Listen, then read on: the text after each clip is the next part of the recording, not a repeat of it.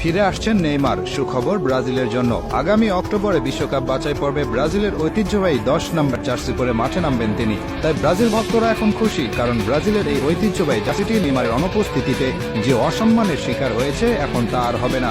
আগামী অক্টোবরে শক্তিশালী দল চিলির বিপক্ষে খেলবে ব্রাজিল। বিশ্বকাপ বাছাই পর্বে ব্রাজিলের অবস্থা এখন খুব ভালো নয়, আছে 6 নম্বরে। পৃথিবীর ইতিহাসে একমাত্র দল ব্রাজিল যারা সবগুলো বিশ্বকাপের আসরে খেলেছে।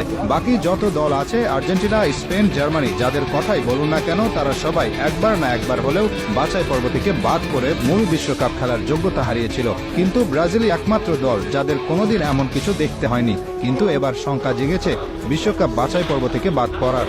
আর তাই এমন সময়ে দলের প্রাণভোমরা নেইমারের দলে ফেরার এমন ঘোষণা আশা জাগিয়েছে ব্রাজিল ভক্তদের মনে, কারণ নেইমার কি জিনিস সেটা সকলেই জানে।